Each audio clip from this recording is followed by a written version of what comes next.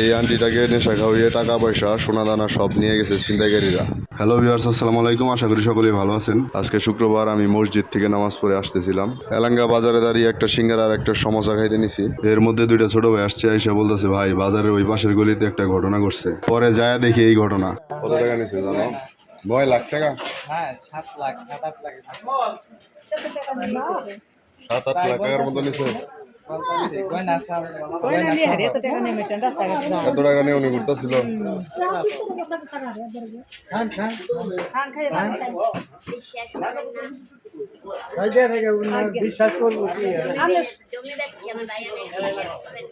জমি বেচছেন? আপনার বাসা কোথায়? ঢাকা। এখানে কোথায় আসছিলেন? হ্যাঁ, টাঙ্গাইল আসছিলেন? টাঙ্গাইল কার কাছে আসছিলেন?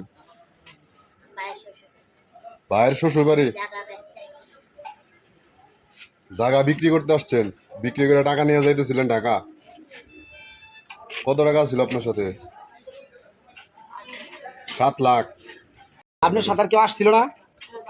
হ্যাঁ ভাই কই?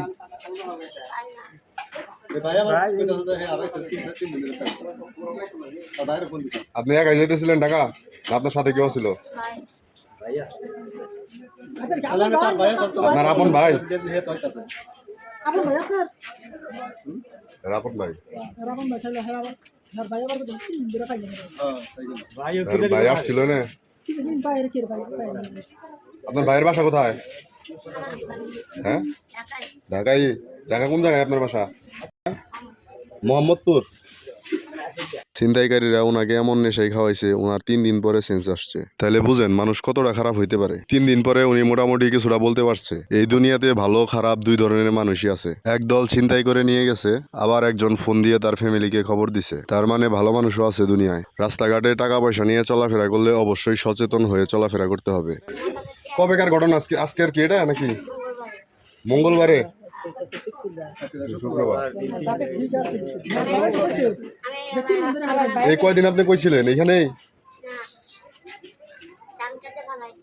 কোন জায়গায় ধান খেতে ফেলা রাখছিল?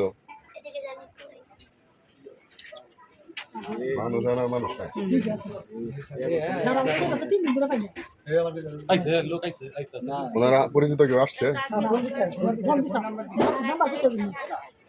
ওনারা বলতেছিল ওনার ফ্যামিলি মেম্বারকে ফোন দিয়ে জানানো হয়েছে। বিষয়টা একবার চিন্তা করে দেখেন, এমন কোনো দুর্ঘটনা যদি আপনার আমার মা বোনের সাথে ঘটতো তাহলে কি হতো?